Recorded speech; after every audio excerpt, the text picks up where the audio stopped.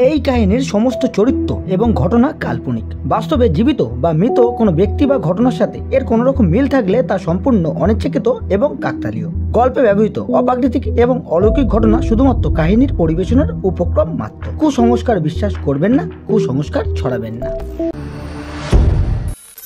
মন্ডল স্টুডিওর নিবেদন গল্পের ভান্ডার। নমস্কার বন্ধুরা, আমি রাজীব। আজ আপনারা শুনবেন লেখক জাদুকরের কলমে শ্রীকান্ত। অফিসে ছুটির দরখাস্তখানা জমা দিয়ে কাজ শেষ করে বেড়াতে বেড়াতে দুপুর 2টো বেজে গেল সমরেশ বাবুর। এখন তাকে গয়নার দোকান থেকে গয়না নিয়ে যেতে হবে হাওড়া স্টেশন থেকে ট্রেন ধরে প্রায় 3 ঘন্টা সমরেশ বাবুর বন্ধু অজিত বিশ্বাসের বাড়িতে। কাল অজিত বিশ্বাসের মেয়ে সোনামণির বিয়ে। সমরেশ সান্যাল, বয়স 32 হলেও তিনি বিয়ে করেননি। একা মানুষ, একটা বেসরকারি অফিসে কাজ করে যা মাইনে পান তাতে ওর একার দিব্যি চলে যায়। তাছাড়া কোনো পিছুটানও নেই, একাই দিব্যি আছেন। অজিতবাবু তার মেয়ের বিয়ের জন্যে কলকাতায় কিছু গয়না বানাতে দেন। সমরেশবাবু সেগুলো নিয়েই যাবেন আজ। দোকান থেকে গয়না নিয়ে সমরেশবাবু যখন হাওড়া স্টেশনে পৌঁছালেন তখন বাজে 5:20। 6টার সময় একটা লোকাল আছে, সেটারই একটা টিকিট কেটে সমরেশবাবু স্টেশনে বসে পড়লেন। অজিতবাবু বারবার বলেছেন, দেখ সমরেশ, আমার মেয়ের বিয়ে, আমার একার হাতে সব দিক সামাল দেওয়া সম্ভব নয়। তুই এলে আমি একটু ভরসা পাই। কিন্তু কাজ শেষ হতে হতে যে এত দেরি হয়ে যাবে সেটা সমরেশবাবু বুঝতে পারেননি। কি আর করা যায়, 6টার সময় ট্রেন এসে গেল। সমরেশবাবু উঠে পড়লেন। ট্রেন যখন গন্তব্যস্থলে গিয়ে পৌঁছালো, প্ল্যাটফর্মে নেমে সমরেশবাবু হাতের ঘড়িটার দিকে চাইলেন। 9টা বেজে গেছে। এখন তো আর কোনো গরুর গাড়ি বা ভ্যান রিক্সা কিছুই পাওয়া যাবে না। অজিত বলেছিল স্টেশন থেকে ওদের গ্রাম গণপুর যেতে রিক্সা বা গরুর গাড়িতে লাগে 1.5 ঘন্টা মতো। এতটা পথ হেঁটে যেতে তো অনেক সময় লাগবে, তারপর এতগুলো গয়না আছে তার কাছে। স্টেশন লাগোয়া একটা গুমটি মতো ছোট চায়ের দোকানে টিমটিম করে একটা লণ্ঠন জ্বলছে। সেই দোকানে গিয়ে 1 প্যাকেট সিগারেট আর একটি দেশলাই কিনে তার একটি ধরিয়ে নিয়ে ভাবতে লাগলেন এবার কি করবেন। দোকানদার তাকে জিজ্ঞাসা করলো, মশাইয়ের কোথায় যাওয়া হবে? গণপুর যাব। গণপুর? এত রাতে তো আর গাড়ি পাবেন না, আর তাছাড়া এতখানি পথ হেঁটে যাওয়াও যাবে না। অবশ্য আরেকটা রাস্তা আছে, সেটা দিয়ে হেঁটে 40 মিনিটে গণপুর যাওয়া যায়। সেদিকে শালগুড়ির জঙ্গল পড়বে, কিন্তু এত রাতে সেদিক দিয়ে যাওয়া ঠিক হবে না। সারাদিনের খাটাখাটনির পর স্টেশনে বসে রাত কাটানোর ইচ্ছেও হলো না সমরেশ সান্যালের। তারপর রাতে ঘুমটাও ঠিক না হলে কালকের বিয়েবাড়িটাই মাটি হয়ে যাবে। 40 মিনিটের পথ একটু জোরে হাঁটলেই পৌঁছে যাবেন। সিগারেটের টাকা মিটিয়ে দিয়ে দোকানদারকে ধন্যবাদ জানিয়ে বেরিয়ে আসছিলেন। দোকানদার বলল, এই যে দাদা, আপনি কি ওই রাস্তা দিয়ে যাবেন নাকি? হ্যাঁ, তাছাড়া আর উপায় কি, একটু জোরে হাঁটলেই পৌঁছে যাব। না দাদা, আপনি আজ রাতটা স্টেশনে কাটিয়ে কাল সকালে যাবেন। ওই জঙ্গলে। কি ভূত? ওসব ভূতে টুতে আমি ভয় পাই না। জঙ্গলে বাঘসিংহ নেই তো, তাহলেই হবে। এই বলে তিনি বাঁ হাতে ধুতির কোছা আর ডান হাতে গয়নার ব্যাগটা নিয়ে দোকান থেকে বেরিয়ে যাত্রা শুরু করলেন। জ্যোৎস্না রাতে সব কিছু বেশ ভালোই দেখা যাচ্ছে। কিছু দূর যাওয়ার পর জঙ্গলটাও চোখে পড়ল। বিশাল বড় বড় শালগাছের ঘন জঙ্গল। জঙ্গলটা ডান দিকে বাঁ দিকে কত দূর বিস্তীর্ণ হয়ে আছে সেটা ঠিকঠাক ঠাউর করতে পারলেন না তিনি। দুপাশে জঙ্গল আর মাঝখানে মাথার সিথির মতো সরু একটা পথ। সমরেশবাবু আসছে জানলে অজিত স্টেশনে হয়তো একটা লোক পাঠিয়ে দিত, কিন্তু তাকে জানানো হয়নি। সমরেশবাবু ভেবেছিলেন এত কাজে অজিতকে আর বিব্রত না করে নিজেই চলে যাবেন, কিন্তু এত রাত হয়ে যাবে সেটা ভাবেননি। কি আর করা যায়, যা থাকে কপালে এই বলে হাঁটা শুরু করলেন। এমন সময় একটা ঢ্যাঙা মতো রোগা কালো একটা লোক বয়স আন্দাজ 25-26 হবে। পরনে একটা গেঞ্জি আর একটা বারমুন্ডা, পায়ে জুতো নেই। হঠাৎ কোথা থেকে এসে বলল, বাবু কোথায় যাবেন? কে তুমি? কোথা থেকে এলে? আমি যাব গণপুর। আরে বাবু, আমি তো ওই দিকেই যাচ্ছি। ভালোই হলো, দুজনে মিলে গল্প করতে করতে যাওয়া যাবে। সমরেশবাবু মনে মনে একটু খুশি হলেন। যাক গিয়ে একটা সঙ্গী তো পাওয়া গেল। এতটা পথ আর একা যেতে হবে না। সরু মোরাম পথটা ধরে দুজন মিলে হাঁটতে লাগলো। সমরেশবাবু জিজ্ঞাসা করলেন, তা তোমার নাম কি? কোথায় গেছিলে? বাবু, আমার নাম শ্রীকান্ত। বিকালে একটু বাজারের দিকে গেছিলাম, ফিরতে রাত হয়ে গেল। সমরেশবাবু ছেলেটার দিকে একবার তাকালেন। বাজারে গেছিল, কিন্তু হাতে কোনো ব্যাগ নেই। তা মরুক গিয়ে যাক, অত ভেবে কাজ নেই। তা বাবু, আপনি গণপুরে কার বাড়ি যাবেন? অজিত বিশ্বাসের বাড়ি। তুমি চেনো তাকে? হ্যাঁ চিনি, খুব ভালো মানুষ উনি। কাল ওনার মেয়ের বিয়ে তো। হ্যাঁ, সেই জন্যই যাচ্ছি আমি। তা ওই ব্যাগে কি আছে? অজিতবাবুর মেয়ের গয়না। শ্রীকান্তর প্রশ্ন শুনে চমকে উঠল সমরেশ সান্যাল। এই লোকটা কি করে জানলো যে উনি গয়না নিয়ে যাচ্ছেন? চোর ছেচর নয় তো?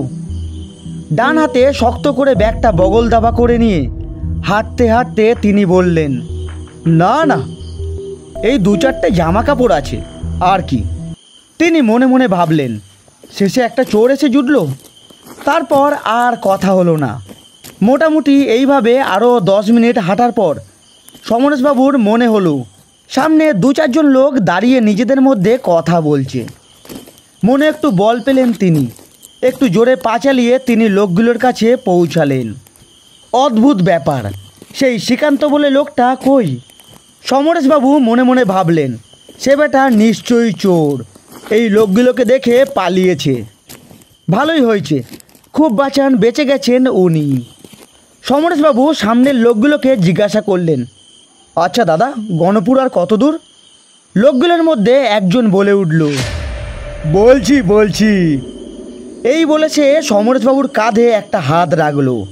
ঠিক এমন সময় কেউ কিছু বোঝার আগেই হঠাৎ ঠিক কোথা থেকে সেই ঢ্যাঙা লোকটা ধা করে এসে সমরেশবাবুর হাত থেকে ব্যাগটা কেড়ে নিয়ে দৌড় দিল। সমরেশবাবু একটু হতবুদ্ধির মতো দাঁড়িয়ে থেকে লোকটার পিছনে চোর চোর বলে দৌড়াতে লাগলেন। চোর চোর চোর! পেছনের লোকগুলো দাঁড়িয়েই থেকে গেল।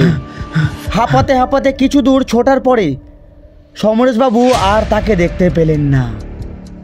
সমরেশবাবু মাথায় হাত দিয়ে পথেই বসে পড়লেন। অজিতকে গিয়ে কি উত্তর দেবেন তিনি? কিছু ভেবে না পেয়ে তিনি আবার হাঁটতে শুরু করলেন। কিছু দূর যাওয়ার পর গ্রামের প্রধান রাস্তাটা দেখতে পেলেন। জঙ্গলের এই রাস্তাটা প্রধান রাস্তার সঙ্গে যেখানে মিশেছে সেখানে একটা বহু পুরনো আম গাছ আছে। হাঁটতে হাঁটতে তিনি যখন আম গাছটার কাছে এসে পৌঁছালেন, তখন তিনি দেখতে পেলেন তার ব্যাগটা আম গাছের গোড়ায় পড়ে আছে। এই তো আমার ব্যাগটা।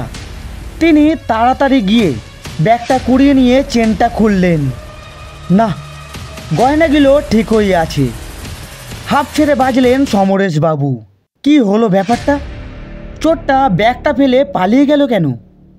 তিনি মনে মনে ভাবলেন, হয়তো গ্রামের কাউকে দেখতে পেয়ে ভয়ে ব্যাগ ফেলে পালিয়ে গেছে। যাই হোক, কিছু দূরে সামনে একটা বাড়িতে প্যান্ডেল করা আছে দেখে তিনি ওই দিকেই চললেন।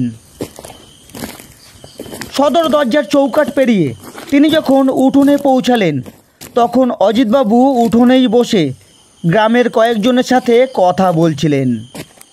সমরেশবাবুকে এই অবস্থায় দেখে অজিতবাবু তড়াক করে লাফিয়ে উঠে বললেন, কি ব্যাপার অজিত, তুই এত রাতে? আর তোর একই অবস্থা, ধুতিতে ধুলো লেগে? তুই কি অন্ধকারে পড়ে গেছিলিস নাকি? এত রাতে আসবি, আমাকে আগে বলিসনি কেন? তাহলে একটা লোক পাঠিয়ে দিতাম। আর তুই এত রাতে একা একা এলি কেমন করে? বলছি, আগে আমাকে 1 গ্লাস জল দে।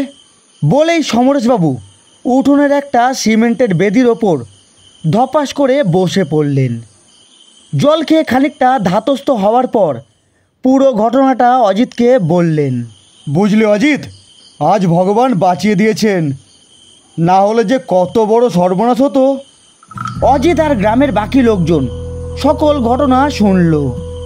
অজিতবাবু সমরেশবাবুকে জিজ্ঞাসা করলেন, হ্যাঁ রে সমরেশ, তুই যে ছেলেটার কথা বললি ওর নাম কি জিজ্ঞাসা করেছিলিস? হ্যাঁ, আস্তে আস্তে তো কথা হয়েছে। ওর নাম বলেছিল শ্রীকান্ত। শ্রীকান্ত? শ্রীকান্ত। সবাই অবাক দৃষ্টিতে ওর মুখের দিকে চাওয়াচাবি করতে লাগলো। অজিতবাবু বললেন, তোর ভাগ্যটা খুব ভালো রে সমরেশ, তাই তুই বেঁচে ফিরতে পেরেছিস। সমরেশবাবু অবাক হয়ে গেলেন। তার মানে? আমি তো কিছুই বুঝতে পারছি না। হ্যাঁ বলছি, শোন।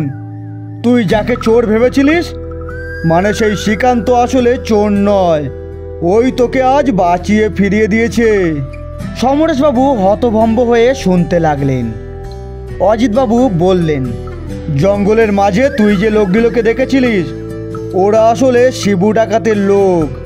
না হলে এত রাতে কে জঙ্গলের মধ্যে দাঁড়িয়ে কথা বলবে?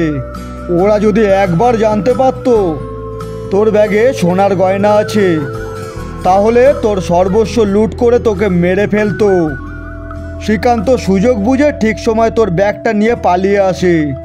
ও চোর নয় রে, ওই জন্যেই তোর ব্যাগটা আবার ফিরিয়ে দেয়। সমরেশবাবু বললেন, কিন্তু ও ব্যাগটা ফেলে পালালো কেন?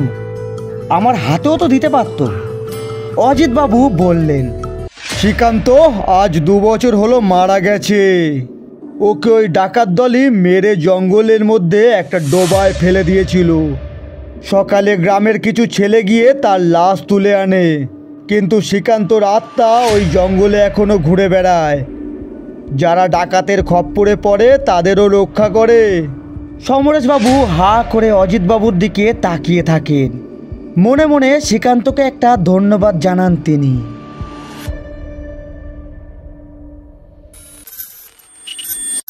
মন্ডল স্টুডিওর নিবেদন গল্পের ভান্ডার। নমস্কার বন্ধুরা, আমি রাজীব। আজ আপনারা শুনছিলেন লেখক জাদুকরের কলমে শ্রীকান্ত। গল্পটি কেমন লাগলো অবশ্যই একটি কমেন্ট করে জানাতে ভুলবেন না। আর ভিডিওটি ভালো লাগলে অবশ্যই একটি লাইক করে চ্যানেলটিকে সাবস্ক্রাইব করে আমাদের পাশে থাকবেন। আজ এতটুকুই, দেখা হচ্ছে আরও একটি নতুন গল্পের সাথে। ততক্ষণ নিজে ভালো থাকুন আর সকলকে ভালো থাকতে সাহায্য করুন।